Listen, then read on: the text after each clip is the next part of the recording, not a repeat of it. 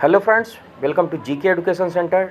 Daily use English sentences में आज हम सीखेंगे कुछ ऐसे वाक्य बनाना जिससे नेगेटिव एक्सक्लेमेशन का बोध होता है। जैसे मैं गाय नहीं हूँ कि तुम मुझे घास देते हो। वह राजा नहीं है कि तुम उसे सलाम करते हो। एक और वाक्य देखते हैं। तुम शेर नहीं हो कि मुझे निगल जाओ। दोस्तों, इस तरह के वाक्य में दो हिस्से होते हैं।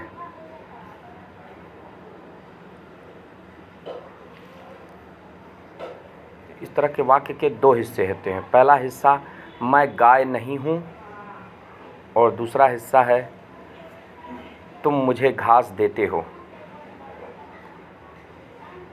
अगले वाक्य में भी इसी तरह दो पार्ट हैं। वह राजा नहीं है, यह एक पार्ट हो गया, और अगला पार्ट है तुम उसे सलाम करते हो। इसी तरह तीसरे वाक्य के भी दो पार्ट हैं। पहला पार्ट ये हो गया तुम शेर नहीं हो, और दूसरा पार्ट हो गया मुझे निगल जाओगे। ये दोनों पार्ट आपस में की द्वारा जुड़े होते हैं। पहला जो मैं गाय नहीं हूँ, यह भाग को हम प्रिंसिपल क्लॉज बोलते हैं। वह राजा नहीं है, ये भी प्रिंसिपल क्लॉज हुआ। तुम शेर नहीं हो, ये भी प्रिंसिपल क्लॉज हुआ। और जो दूसरा पार्ट है तुम मुझे घास देते हो, तुम उसे सलाम करते हो, ये सब हो गया एडवर्ब क्लॉज। ये दोनों principal clause plus adverb clause की के द्वारा आपस में जुड़े हैं। तो अब देखेंगे इस तरह के वाक्यों को बनावट के लिए, इस तरह के वाक्य को बनाने के लिए हम निम्न रूल का फॉलो करते हैं। प्रिंसिपल क्लॉज नाउन के साथ plus that plus adverb clause. Simple सा रूल है। इस रूल को फॉलो करते हुए हम देखिए पहले वाक्य को कैसे बनाएंगे। मैं गाय नहीं हूँ कि तुम मुझे घास देते हो।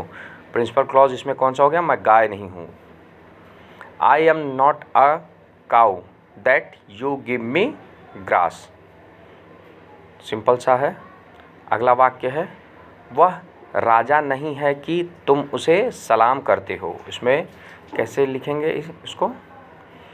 he is not a king that you salute him. दोस्तों, इस तरह के रूल को फॉलो करते हुए अगले वाक्य को आप बना करके कमेंट बॉक्स में उत्तर देंगे। आशा करते हैं ये ट्रांसलेशन की वीडियो आपको अच्छी लगी होगी। अगर दोस्तों इंग्लिश सीखना है तो हमारे चैनल को सब्सक्राइब करके नोटिफिकेशन बेल दबा लें, ताकि इस तरह की इंटरेस्टिंग वीडियो आपको मिलती रहे। थैंक्स।